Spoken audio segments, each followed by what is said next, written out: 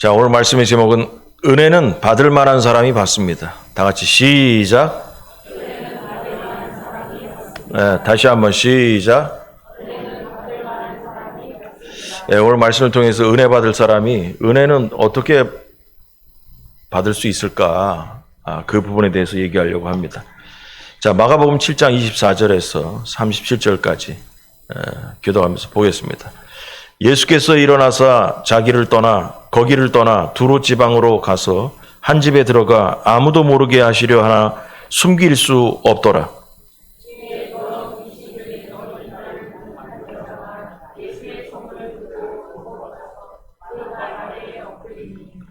그 여자는 헬라인이요 수로보니게 족속이라. 자기 딸에게서 귀신 쫓아내 주시기를 간구하거늘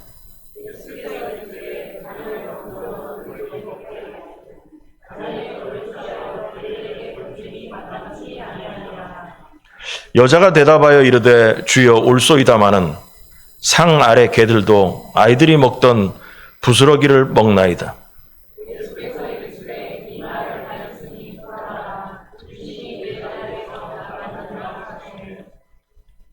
여자가 집에 돌아가 본즉 아이가 침상에 누웠고 귀신이 나갔더라.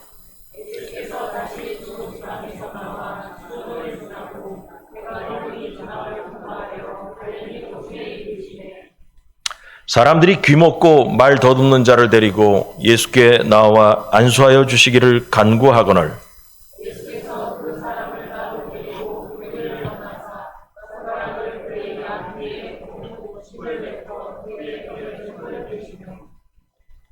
하늘을 우러러 탄식하시며 그에게 이르시되 에바다 하시니 이는 열리라는 뜻이라.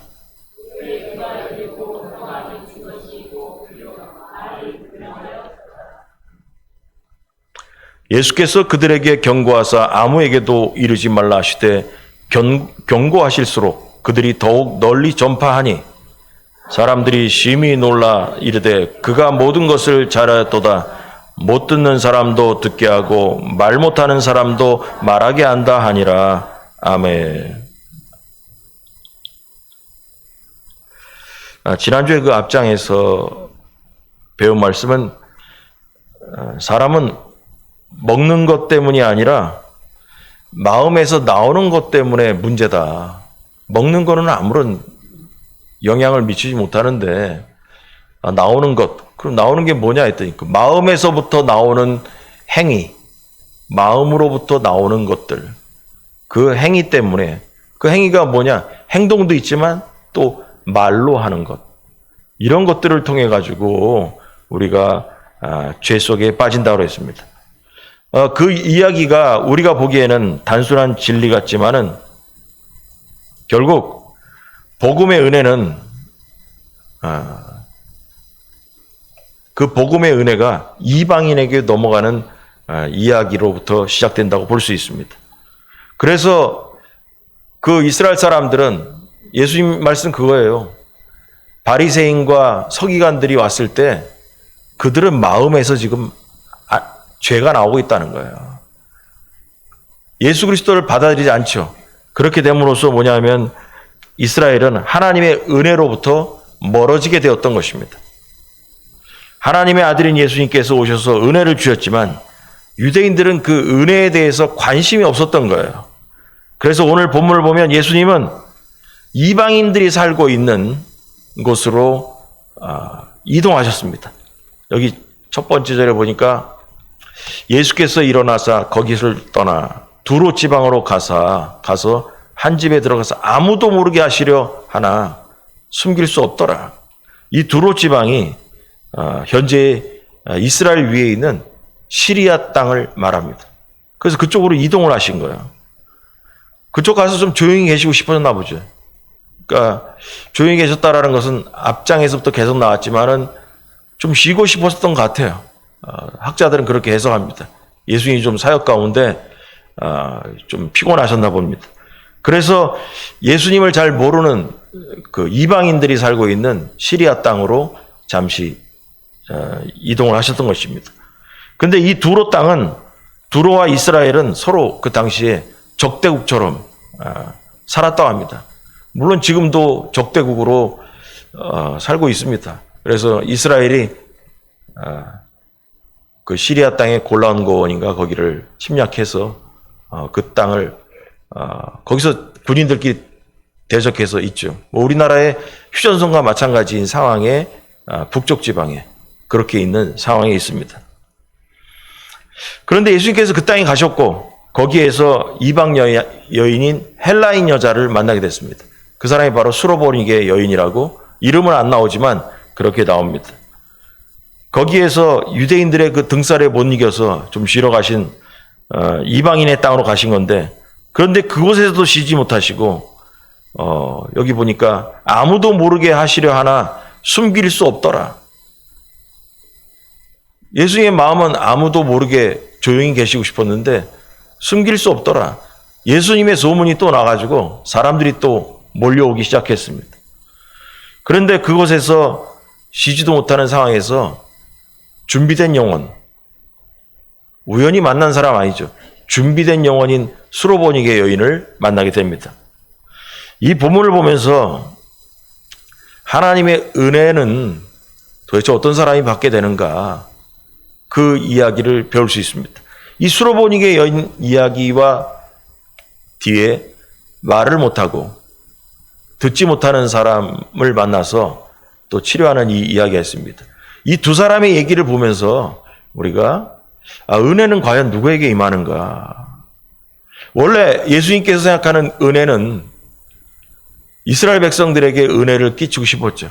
그래서 자녀가 먹을 것을 자녀에게 하나님의 자녀가 누구예요? 이스라엘 백성에게 먼저 사역을 하려 왔지만 그 수로보니게 여인에게도 하는 말이 개에게 먹을 걸 주지 않겠다. 하나님의 사역의 첫 번째는 누구냐? 하나님의 자녀들이 먼저다라는 거예요. 자, 이 부분을 한번 얘기해 가면서 과연 나는 은혜에 가까이 가고 있는가? 그거 한번 생각해 보시기 바랍니다. 1번 간절해야 합니다. 다 같이 시작. 다시 한번 시작. 여러분 간절해야 은혜 받습니다. 어려운 얘기도 아닙니다. 간절해야 은혜 받습니다. 여러분 예수님께서 두로 땅으로 가셨다고 했는데 두로는 갈릴리에서 가까운 곳에 사는 그 이방인의 땅입니다. 그래서 예수님은 갈릴리에 있는 바리새인들과 이 서기관 이런 율법주의자들을 피해서 좀 조용히 계시고 싶었던 것 같습니다. 그러나 예수님에 대한 소문이 이 이방 땅, 갈릴리에서 가까운 이 이방인들이 사는 땅까지 이 소문이 벌써 나 있는 거예요. 그래서 이 한 여인이 예수님을 찾아와서 중심 내용은 뭐냐, 자기 딸이 귀신 들렸는데 그 귀신을 쫓아내 주기를 간구했습니다. 수로보니게라고 나왔는데요. 수로보니게 여인이라고 나왔는데 수로보니게라는 뜻은 뭐냐면 지금의 시리아라는 말과 베니게라는 말이 합쳐서 수로보니게라고 이렇게 나온 얘기입니다. 별 내용은 없습니다. 합성어입니다. 그리고 이 여자는 헬라인이었다. 헬라인은 로마 여자였다라고 봅니다. 그래서 그 당시 유대인들은 그 이방인들을, 이스라엘 사람 외의 사람들을 개 같은 이방인들이라 이렇게 인정을 했습니다. 그러니까 얼마나 그 교만한 얘기. 자기들은 이 사람들이 무슨 생각으로 살았냐면 자기들은 하나님의 자녀이기 때문에 사람이고 하나님의 자녀로 선택받은 자기들은 사람이고 그 나머지 사람들은 다 개로 여긴 거예요. 그러니까 이 사람들의 이 자부심이라는 건 엄청난 거예요. 그냥 우리는 하나님이 선택했다라는 거예요. 그리고 이 인류에 있는 모든 사람들은 뭐냐? 짐승이다. 그냥 개와 같다라는 거죠. 그래서 자기들은 사람이고 이 맛으로 그냥 산 사람들이에요. 그래서 이 사람들과 이방인 들어가면 밥도 안 먹고 말도 안 하고 뭐 그랬다라는 게 이 사람들의 규칙이었습니다. 근데 예수님도 처음에는 이 여인과 얘기하면서 예수님도 이스라엘 백성들이 이방인을 대하는 태도와 똑같이 얘기합니다. 똑같이. 냉정하게 아주 얘기해 버렸습니다. 여기 보니까 27절에 예수께서 이르시되 자녀로 먼저 배불리 먹게 할지니 자녀의 떡을 취해서 개들에게 던짐이 마땅치 아니하다. 그 여인에게 그냥 면상에다 대고 그런 거, 넌 개야, 그렇게. 어떻게 예수님이 이렇게 말씀할 수 있을까? 우리가 궁금하게 되죠.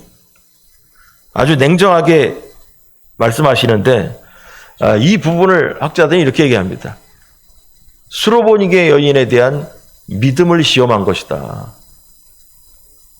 이렇게까지 냉정하게 얘기하는데도 너의 믿음을 보일 수 있겠느냐, 이 말이죠. 내가 너를 이렇게 무시하는데도 네가 믿음을 보일 수 있겠는가? 라고 해석을 합니다. 그래서 이방인들을 싫어하셔서가 아니라 구원의 우선순위를 이 본문이 얘기하고 있다라는 거예요. 구원의 우선순위. 여러분, 예수님께서 이방인을 싫어하셨다고 얘기하면 이 복음의 의미가 사라져 버립니다. 그럼 우리가 예수 믿을 필요도 없어요. 수로보니게 여인을 해석할 때 예수님은 이 여인에게 치료하고 싶은 마음이 전혀 없었다. 이 딸을 이방인을 개로 여겼기 때문에 그런 것이다라고 해석을 해버리면 우리도 개인데 우리가 뭐하러 예수 믿겠습니까? 이 본문의 해석은 이런 거예요. 하나님의 백성으로서 이스라엘 백성을 먼저 선택했을 때 예수님은 먼저 사역의 1번 순위가 이스라엘 사람들에게 메시아임을 나타내려 오신 것이 1번입니다. 그 다음에 이방인에게로 복음이 나가는 거죠. 여러분, 이방인에게 본격적으로 복음이 나가는 것은 바로 사도행전 시대 때 예수님의 제자들을 통해서 복음이 나가는 거죠. 예수님께서 오셨을 때 복음은 원래 이스라엘 백성들을 위해서 복음이 내려졌던 것입니다. 그래서 이 본문의 이야기는 관점을 예수님께서는 사역의 첫 번째가 유대인들을 구원하고자 오셨고 수로보니게 여인 이방인들은 다음 순서다라는 마음으로 이렇게 해석을 하시면 되겠습니다. 그래서 예수님께서는 사역이 먼저니까 이방인들은 나중이라고 생각하고 계신 것입니다. 그래서 자녀들은 이스라엘 사람들로 본 거고 걔는 이방인들로 봤습니다.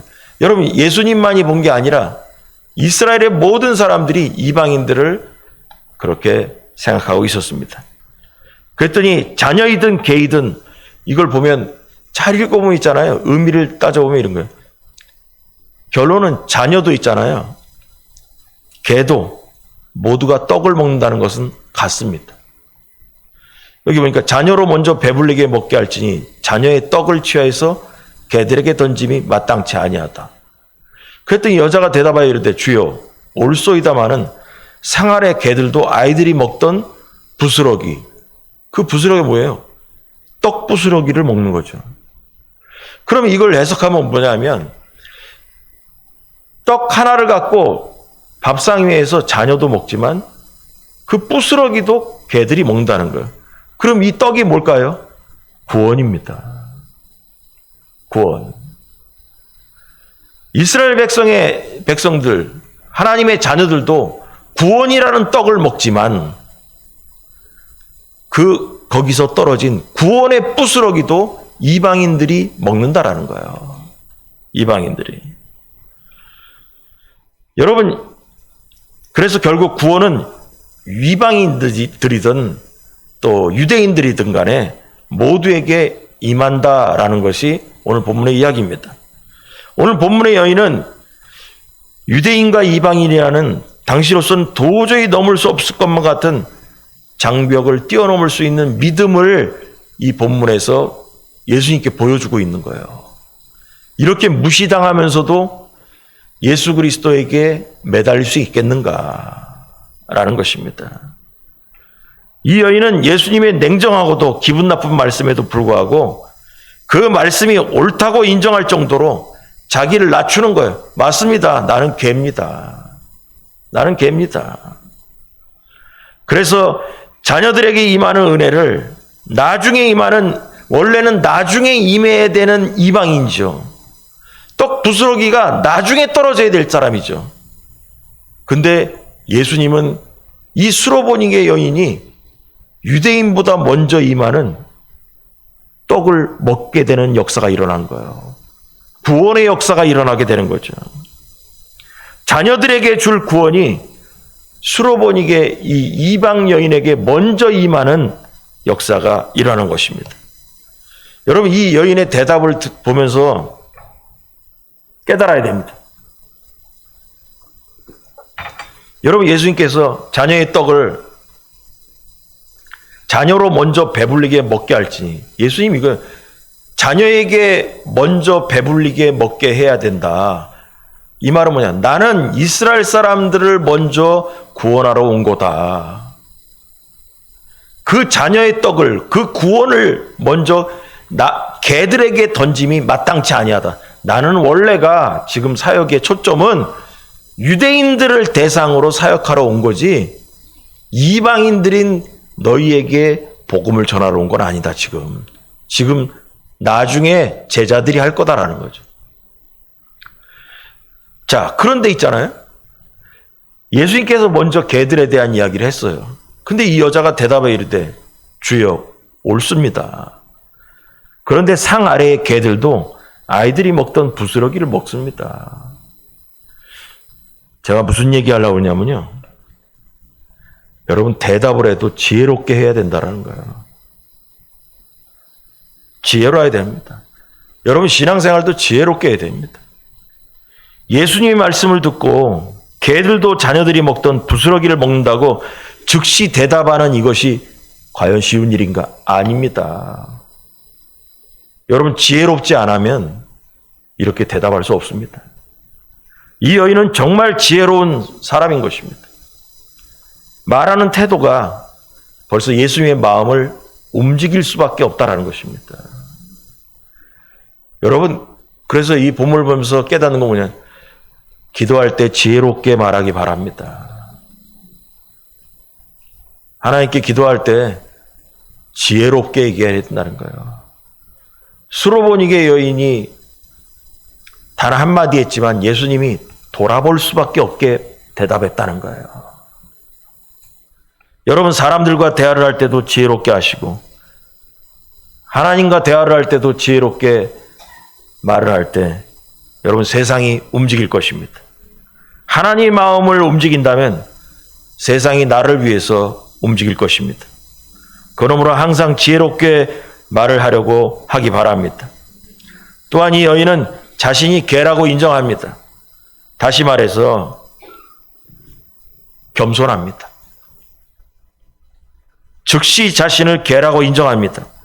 그리고 주인의 밥상에서 떨어지는 부스러기라도 먹겠다라고 얘기합니다. 먹겠다는 거예요. 온전한 떡을 안 먹고 나는 부스러기라도 나는 개로서 먹겠다라는 거예요. 어떻게 이렇게 지혜롭게 말을 하는지 이해가 안 될 정도로. 이 수로보니게 여인 보고 싶지 않아요? 여러분, 이러니 예수님께서 이 여인을 불쌍하게 보시지 않을 수가 없는 거예요. 이제는 예수님께서 모른 체 하실 수가 없어요. 이 정도까지 말을 한다면 예수님은 무조건 도와줘야 됩니다. 아니, 어떻게 이렇게 말을 지혜롭게 얘기하지? 이렇게 불쌍하게 여김 받을 수밖에 없게 말을 하지? 이건 어떻게든 내가 도와줄 수밖에 없는 거야. 이 생각이 들었다는 거죠. 여러분, 이것은 하나님의 은혜를 받을 사람은 바리새인이나 서기관 같은 자들이 아니라 이 수로보니게 여인처럼 철저하게 겸손한 자에게 은혜가 임한다는 것을 알 수 있는 것입니다. 유대인이냐 이방인이냐 그런 외적 조건은 은혜를 얻는 조건이 되지 못합니다. 오직 겸손히 은혜를 구하는 자가 하나님 나라의 백성이 될 수 있는 것입니다. 그런데 여러분, 이렇게 그냥 얘기하고 나니까 겸손해야 은혜 받을 수 있겠구나. 그래? 또 생각해 봤습니다. 여러분, 이렇게 겸손할 수밖에 없는 이유가 뭘까? 간절하기 때문입니다. 자기 딸을 살려야겠다라는 간절함 때문에 개가 돼도 좋다는 겁니다. 자기 딸을 살려야겠다는 간절함 때문에 자기는 개로서 밥상에서 떨어지는 부스럭이라도 먹겠다는 것입니다. 여러분, 간절하면 진심으로 겸손해질 수밖에 없습니다. 간절하면 개라고 해도 받아들일 것입니다. 여러분, 이 여인은 딸을 고치고자 하는 그 간절함이 모든 것을 내려놓게 되었다는 것입니다. 여러분, 어떤 부모가 자식이 병중에 힘든 가운데 있는데 뭔들 못하겠어요. 여러분, 뭔들 못하겠어요. 거기에서 간절함이 나올 수밖에 없는 거죠. 여러분, 예수님 앞에 간절함으로 나가기 바랍니다. 이게 은혜로 가는 길입니다. 간절하면 개라고 해도 받아들일 수 있습니다. 간절하면 겸손해질 수밖에 없습니다. 여러분, 교만한 사람은 간절할 수가 없어요. 아쉬운 게 없으니까요. 간절하면 남의 말이 귀에 안 들어옵니다. 오로지 주님만 바라볼 수밖에 없습니다. 간절한데요. 주님만 만나봐야, 주님을 만나야 내 인생의 문제가 해결된다고 결단이 숨게 된다면 다른 얘기 들을 필요가 없어요. 주님 앞에 교만해질 수가 없어요. 오로지 간절한 마음이 생겨야 겸손으로 주님 앞에 달려갈 수밖에 없다는 것입니다. 여러분, 그래서 은혜는 간절한 자에게 내리는 것이다라는 겁니다. 겸손은 저절로 되는 게 아니라 간절한 마음을 가지면 겸손해질 수 있습니다. 여러분, 그럼 우리에게 질문합니다. 우리는 지금 주님 앞에 간절합니까? 우리의 죄를 해결하려고 주님 앞에서 간절하게 매달리고 있습니까? 우리의 인생 문제를 해결해 달라고 부르짖는 간절함이 여러분에게 있습니까? 또 복음을 위해서 남은 인생을 살겠다는 여러분 간절함이 우리에게 있습니까? 이 간절함이 있을 때 은혜가 임하고, 은혜가 임할 때 기적이 일어나는 겁니다. 이 간절함 때문에 예수님께서 너네 집에 같이 가자가 아니라 그냥 곧바로 네 딸이 나았다. 보지도 않고 수로보니게 여인의 이 자세, 태도를 보고 그냥 끝내버리셨습니다. 얼마나 위대한 기적입니까? 여러분, 간절함이 우리의 인생을 바꿀 수 있는 줄 믿으시기 바랍니다. 자, 두 번째로 귀와 입이 열려야 됩니다. 열려야 합니다. 시작. 다시 한번 시작. 예수님께서 이 시리아 지방에 잠시 가셨다가 이 수로보니게 여인 딸내미를 치료하고, 그러고 나서 유대인들 땅으로 다시 돌아오셨습니다. 시돈 땅이라고 하는데 갔다가 오는데 사람들이 여기 보니까 내용이 거기서 또 한 사람을 만나요. 근데 이게 이 이야기가 두 개가 붙어서 지금 나오고 있는데 수로보니게 여인 얘기를 하면서 있잖아요. 수로보니게 여인의 딸은 중요하지가 않아 보니까 내용을 보니까 딸 얘기는 안 나와요. 그냥 귀신 들렸다고 해서 치료해 주십시오 했는데 이 어머니와의 대화가 중요한 내용이었잖아요. 근데 요번에 이어서는 뭐냐면 32절에 사람들이 귀먹고 말 더듬는 자를 데려왔다. 기벙어리 하고 이게 귀하고 입이 고장난 사람이 왔습니다. 왔는데 예수께 나와 안수하여 주기를 간구했다. 여러분, 사람들의 이 기대는 뭐냐면 안수해 주기를 원했다. 근데 여러분 읽어보면 진짜 희한한 얘기 나옵니다. 예수님께서 하실 행동이라고는 납득이 안 가는 얘기. 납득이 안 가는 얘기. 이 사람이 뭐냐면 데리고 오는데 33절. 예수께서 그 사람을 따로 데리고, 자, 이거 중요한 얘기예요. 예수님께서 하시는 일에 다른 곳에 못 보던 이야기. 1번, 그 사람을 따로 데리고 단둘이 딴 데 가신 거예요. 중요하다니까요, 지금. 따로 데리고 무리를 떠나서. 그러니까 이런 걸 잘 읽어봐야 돼요.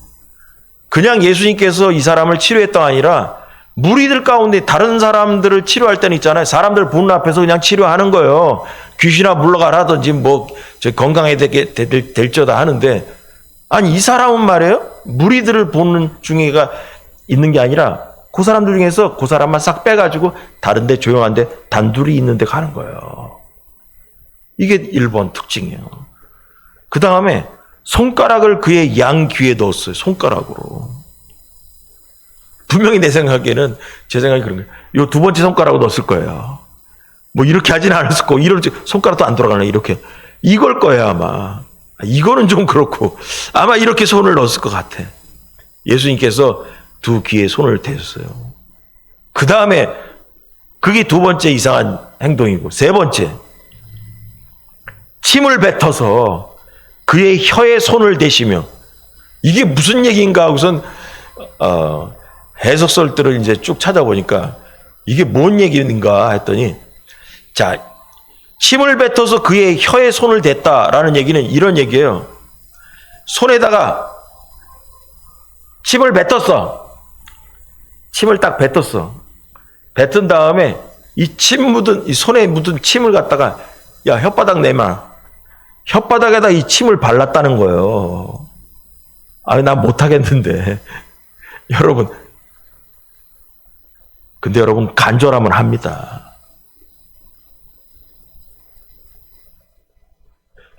여러분, 우리가 자꾸 있잖아요. 건강한 사람의 입장에서 이 본문을 보면, 이게 무슨 짓을 하는 거야? 이렇게 생각하죠. 여러분, 옛날에 어른들이 병나면 화장실 물도 먹었다고 하잖아. 여러분, 저 어렸을 때 들은 게 뭐냐면, 우리 동네에 어디 공동묘지 있었는데, 공동묘지에 그 시체에 그 물도 담가 놓으면 몸에 좋다고 해서 담가 놨는데 그것도 훔쳐가서 갖고 먹은 사람도 있대야. 여러분, 별별 간절하면 뭔지를 못 하겠어. 뭔지를 못 하겠냐고. 그러니까 우리가 있잖아요. 이게 제 어렸을 때 2000년이 지났을 때도 시체 물도 먹고 화장실 물도 먹는 판인데, 2000년 전에는 침금을 갖다 혓바닥에 댄 것은 이건 더러운 것도 아니요. 그러니까 우리가 자꾸 지금 시대의 생각으로 이거를 보면은 예수님 지금 뭐 하는 거지? 여러분, 그때 간절했다니까. 약도 없던 시절에 간절했다니까. 병원도 없던 시절에 간절했다니까요. 그래서, 근데 이것을 보면서, 자, 이 세 가지가 예수님이 평소에 다른 곳에서 하지 않았던 행동을 하신 거예요. 하신 건데, 자, 이거를 어떻게 해석할 수 있을까? 무슨 의미가 있을까? 결론은 이거예요. 나중에 보니까 에바다라고 말씀했어요. 에바다. 에바다라는 것은 열려라라는 뜻이 하는 거예요. 여러분, 이 얘기에 나오는 이 사람이 이스라엘을 전체를 통틀어 말하는 것 같아요. 이스라엘 모든 사람은 귀가 막혔고 입이 닫힌 사람들이라는 거죠. 자, 이제부터 이 본문을 좀 생각해 보겠는데, 자, 이거 읽으면서 제가 성도 입장에서 읽으면서 궁금한 게 있어. 궁금한 게 의문점이 있는데, 뭐냐면요. 뭐 여러분이나 저나 뭐 다를 게 뭐가 있어요. 읽으면서 거의 똑같은 생각 하게 될 겁니다. 그게 뭐냐면, 예수님께서 안수하면 끝날 텐데, 또 예수님 평소에, 수로보니게 여인의 딸처럼 있잖아요. 보지도 않고선 네 딸 낳았다, 야. 그럼 나잖아요. 근데 굳이 말씀만으로도 되고 데려온 사람들도 뭐냐면 안수하여 주시기를 간구하며 안수해달라고 머리에 손 얹고 기도해 주세요. 이랬는데 예수님은 다 뿌리치고 지금 생각하면 우리가 생각하면 더럽기도 한 침을 손에 뱉어가지고 혓바닥에 발라주고 그리고 손가락으로 귀에 대신 이렇게 대신 이유가 뭘까? 이상한 치유 방법이다. 그게 이제 의문점이 들어요. 또 좀 전에 얘기처럼 왜 이 환자는 무리들이 있는 가운데서 치료하지 않으시고 그 사람들 보는 앞에서 귀에다가 이렇게 하고선 혓바닥 이렇게 해가지고 하면 되잖아요. 근데 굳이 이 사람 따로 데리고 일로 와봐. 저쪽에 조용한 데 가서 다른 사람들 보지 않는 데 가서 내가 치료해 줄게. 이렇게 가졌단 말이에요. 예수님 사역 중에 이런 일이 없었는데 이게 무슨 일일까? 그리고 또 하나 또 이상한 게 뭐냐면요. 예수님께서 치료를 하실 때 거의가 뭐냐면 귀신아 물러가라 했는데 귀신 얘기가 없네. 이 사람에 대한 이야기는. 이 말은 귀신이 들려가지고 이렇게 된 결과는 아니라고 볼 수 있다는 것이죠. 자, 왜 그런 얘기를 하냐면 여러분 요한복음에 보니까 요한복음 9장 1절에 3절에 보니까 이거 기억해 두세요. 예수께서 길을 가실 때 날 때부터 맹인된 사람을 보신지라 제자들이 물어 이르되 라삐여 이 사람이 맹인으로 난 것이 누구의 죄로 임함이니까 자기니까 그의 부모입니까? 여러분 그 당시의 사람들의 생각은 이런 거예요. 그 당시에 예수님의 제자들도 사람에게 생기는 질병이 죄의 결과로 올 수 있다라는 것에 머리가 딱 고정돼 있었어. 그래서 있잖아요. 그 당시에 환자들은 유대인들이 볼 때는 다 죄인인 거예요. 무슨 말인지 알겠죠? 이 병이 온 것은 죄의 결과다라고 생각을 했어요. 하나님께 매맞아서 그렇다라고 생각을 했단 말이죠. 그렇기 때문에 제자들이 예수님께 물어본 거예요. 맹인된 사람은 날 때부터 저 사람이 맹인인데 누구의 죄 때문에 그럽니까? 라고 얘기하는 거예요. 부모의 죄 때문에 저 사람이 날 때부터 맹인입니까? 아니면 자기가 무슨 죄가 있어가 저런 겁니까? 이렇게 사고방식이 돼 있었다는 거예요. 근데 예수께서 대답하시되 이 사람이나 그 부모의 죄로 인한 것이 아니라 그에게서 하나님이 하시는 일을 나타내고자 하심이라. 여러분 이러한 이유도 있다라는 거예요. 자, 이런 부분에서 자세히 우리가 다 알지는 못하지만 성경에 나온 이야기들을 갖고 다 얘기하지 못하지만 요새는 우리가 세균으로 인해 가지고 몸이 아프기도 하고 어쩌는 거 다 그거를 죄의 결과로 엮어서 얘기하면 병 없는 사람이 요새 어디 있습니까? 다 병 달고 다니지. 서로 그러다 보면 곤란해져요. 병 있는 사람, 그 병원에 간 사람은 다 죄인이고 이거 곤란해집니다. 그래서 그렇게 다 전부 해석할 수는 없지만은 일부분을 갖고 우리가 이 부분을 갖고 얘기하면 자, 그래서 이 본문을 갖고 얘기하자면 여기에 나와 있는 이 말을 못하고 귀가 멀은 이 사람은 귀신의 문제로 이러한 결과가 온 사람으로 볼 수는 없는 것 같다. 이렇게 판단을 내릴 수 있습니다. 자, 그러면 예수님께서 왜 침을 뱉어가지고 굳이 이게 더 궁금하잖아요. 침을 뱉어가지고 굳이 안수해주고 아니면 말로 해도 되는데 굳이 이걸 이렇게 하고 손으로 이렇게 귀에다 대고 했을 이유가 뭘까? 왜냐하면요. 여러분 그 고대 사회에는 약도 없는 시절에 침이 치료약으로 생각했었습니다. 이 얘기하면 여러분 그 무식한 것들 이렇게 생각이 들겠죠. 아니에요. 우리나라도 얼마 전까지 할머니들 어디 아프고 봐요. 침 발라주지. 여러분 모기에 물려도 있잖아요. 침 바릅니다. 우리도 그러면서 이 시대 이 사람들 이상한 거 아니래니까. 지금도 침 발라가지고 모기 물리면 마르고 이렇게 하는데 여러분 2000년 전에는 약이 없어. 지금 물파스라도 바르겠지.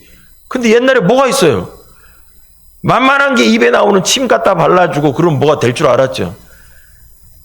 이거는요 고대 사회의 문화예요, 문화. 지금까지도 우리나라에 흘러나오는 얘기고 후진국 가면 지금도 이러고 살고 지금도 할머니들 침 바르고 삽니다.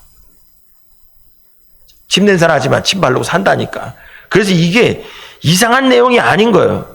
2000년 전에 약도 없는 시절에는 침이 이렇게 요긴하게 사용됐던 거예요. 자연스러운 치유 행동이었어요. 그래서 이걸 갖다가 깊이 생각할 이유가 없어요. 왜 더럽게 그걸 했을까? 중요한 거 아니라니까요. 더럽다고 할 이유도 없어요. 그 당시에는 이런 일이 자연스러운 거예요. 보는 사람들도 뭐 예수님이 침 발라서 이렇게 했대. 아, 그러냐? 그럴 수도 있지. 그거지 왜 더럽게 저랬을까? 이런 문제가 그 당시에는 아니었다는 거죠. 그래서 우리도 그러한 문제로 봐야 된다. 그래서 예수님께서는 뭐냐면 그 당시에 치료하는 문화를 갖고 이용도 하셨다라는 거예요. 또한 손가락으로 귀에 댄 것은 뭘까? 아니, 안수기도 하면 되는데. 여러분, 이런 게 있어요. 제가 귀가 안 들리는 거예요. 예를 들어서. 이 손가락으로 이렇게 두 개 딱 눌러 있잖아요. 여러분, 진짜 세상과 단절이 된 것 같아. 근데 여러분, 말도 못 한다고 봐요.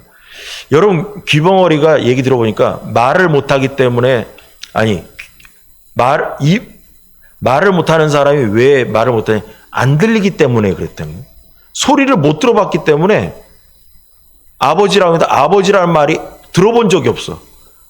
그래서 말을 못해. 자, 이런 두 가지의 환경에 있는 사람이 예수님 앞에 갔어요. 그럼 이 사람에게 안정을 주려면요. 이 사람이 예수님께서 나를 치료해 준다라는 신뢰를 주기 위해서는 어떻게 되냐? 예수님께서 말을 한다고 해서 들립니까? 안 들리죠. 안 들리잖아요. 그 사람한테는. 그러면 예수님께서 이 사람에게 내가 너를 지금 치료하는 중이다라는 것을 느끼고 깨닫게 할 수 있는 방법은 뭐냐? 신체적으로 이 사람을 만지는 것이 안정이 오는 거죠. 그래서 뭐냐면 내 귀에다 안수를 할 수도 있죠.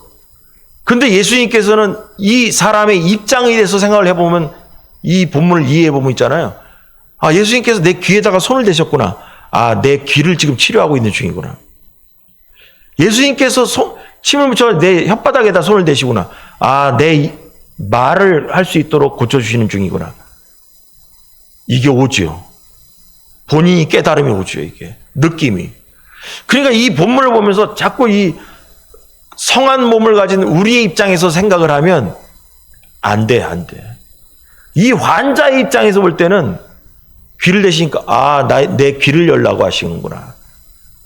혓바닥에다 침을 바르는 거 보면서 내 말을 열려고 하시는 거구나. 이렇게 깨닫게 되는 거죠. 자, 그래서 지금 치료 중이라는 느낌을 알게 하는 방법 중에 최선의 방법이라고 생각이 들기 때문에 결국 이렇게 하신 것이다. 그래서 결국 뭐냐? 별 내용이 아니더라. 이거 갖고선 우리가 고민할 필요도 없고. 그런데 있잖아요. 지금부터 얘기하는 게 중요한 거예요. 여러분, 이 환자에게는 특별한 영적인 의미가 있습니다. 이제부터가 중요한 거예요. 그리고 이 사람을 따로 데려가는 것, 이것부터 이제 중요한 얘기입니다. 왜 이 말 못하고 귀가 안 들리는 이 사람의 이야기가 중요하냐? 왜냐하면요, 메시아가 오시면 하실 일이 이 일이기 때문입니다. 메시아는 맹인의 눈을 뜨게 하고 못 듣는 사람의 귀를 열게 하십니다. 그리고 다리를 못 쓰는 자를 뛰게 하고 못 듣는 사람을 귀가 열리게 하는 역사를 일으키시는 분이다라는 거예요. 왜냐하면 성경에 메시아에 대한 할 일이 나와 있어요. 여러분, 이건 예수님께서 자신의 일을 나타내신 일입니다.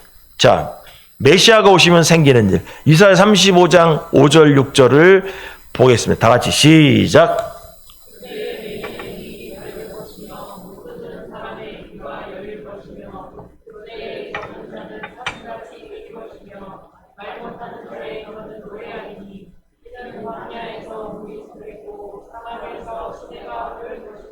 아멘. 여러분, 그래서 이 환자의 이야기는 그 육신의 그 문제가 아니에요. 예수님께서 이 사람을 치료하신 이야기는 메시아로서의 하신 사명을 보여주신 거예요. 여러분, 그래서 무리에게 보여주고 싶지 않았어요. 자, 그러면 얘기했더니, 그럼 손가락이 나옵니다, 성경에. 주님의 손가락을 한번 찾아봤습니다. 손가락. 자, 출애굽기 31장 18절. 다 같이 시작.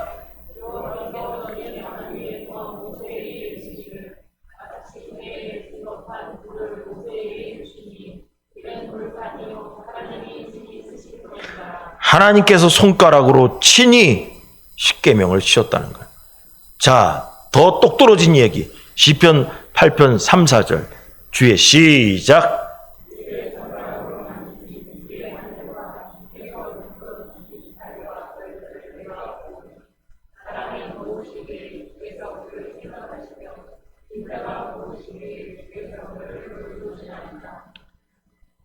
여러분, 예수님의 손가락은 창조의 손가락입니다. 그리고 말씀의 손가락입니다. 여러분, 이게 메시아가 하시는 일입니다. 여러분, 여기까지 듣다 보면 무슨 생각이 드냐? 이 환자는 하나님의 영광을 나타내기 위한 환자였다는 겁니다. 예수님의 사역 가운데 손가락의 역사를, 그리고 예수님의 사역 가운데 입을 열게 하는 그 메시아의 사역을 나타내는 역할을 보여준 이 환자였다는 것입니다. 예수님께서 메시아의 힘을 알려주는 역할을 한 사람인 것입니다. 구약에서 예언한 메시아의 하시는 일을 보여주는 대상이었다는 것입니다. 자, 대상이었다. 그러면 제가 읽다가 이런 생각이 들었어요. 메시아의 힘을 나타내고 뭐하네. 억울해. 제 입장을 보고 있잖아요. 제가 이런 상황이 있다면, 메시아의 힘을 나타내고 뭐고 간에 그동안에 못 듣고 산 거, 나 그거 위해서 못 듣고 샀고 말 못하고 사는 거, 난 그게 더 답답해. 내 인생은 어떻게 보답할 거. 그 생각이 들잖아요. 저는 제 입장에서 얘기하는 거예요. 예수님 뭐 필요 없고, 나는 내 입장에, 내가 환자라는 사람의 입장에서 생각을 해보는 거예요. 보상해줘야지. 이 환자의 인생이 이렇게 끝나는 것인가? 아닙니다. 이 사람은 예수님과 단둘만의 시간을 갖습니다. 일로 와라. 무리들이 있는 곳에서 이 사람을 따로 떼어서 다른 조용한 장소에 가서 거기서 치료하십니다. 그리고 그 사람에게 예수님께서는 에바다, 열려라, 이렇게 말씀하시면서 그의 입과 귀를 열어주십니다. 여러분, 이스라엘 사람들은 닫혀 있었습니다. 영적으로 모두가 닫혀 있는 상황입니다. 그러나 이 환자는 예수님과 단둘이 만난 상황에서 메시아를 만나게 된 것입니다. 그 당시에 메시아를 만나는 이 감격적인 역사, 여러분, 만나본 사람만이 아는 하나님과의 교제인 것입니다. 여러분, 높은 사람이 찾아와가지고 사람들 많은 데서, 여러분, 높은 사람이 얘기하지 말고 유명한 텔레비에 나오는 가수나 유명한 사람이 와가지고 사람들 많은 데서 한참 떠드는 게, 여러분, 전체적으로 만나는 거 중요하지 않아. 어떤 사람 한 사람만 빼가지고 나랑 오늘 식사 한번 하자고, 여러분 너무나 좋아할 거야. 메시아 되신 예수님께서 무리들이 그렇게 많은데 그 무리 중에서 이 환자만한 똑 빼가지고 나랑 같이 가서 잠깐 얘기 좀 하자. 감격스러운 거예요.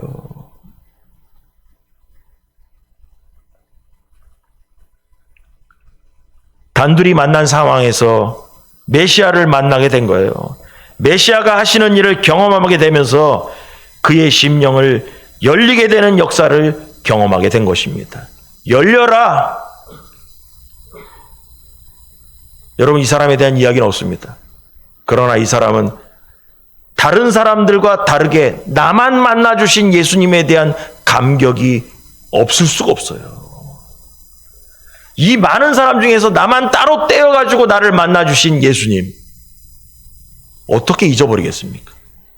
평생 잊을 수가 없죠. 그리고 열려라 했을 때 입과 귀가 열렸다는 것입니다. 여러분, 에바다 이렇게 열려라 하신 말씀은 그 시대의 모든 사람들에게 하신 말씀입니다. 그러나 그 모든 사람들은 듣지 못했어요. 오직 그 환자만 들었습니다.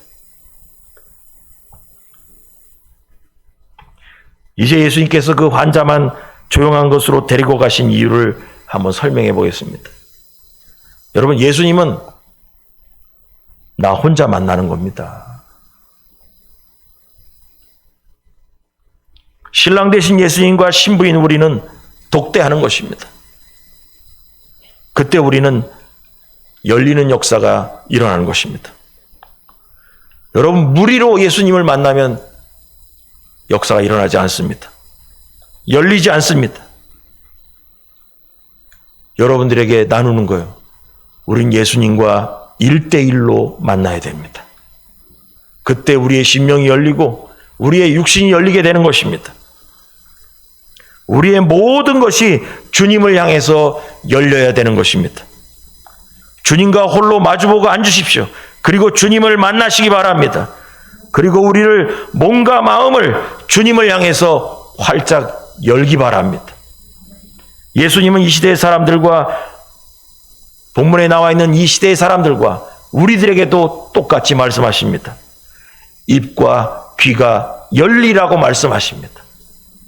입이 열려야 말씀을 전하고 예수님께 사랑한다고 고백할 수 있습니다. 귀가 열려야 말씀이 우리에게 들리게 될 것입니다.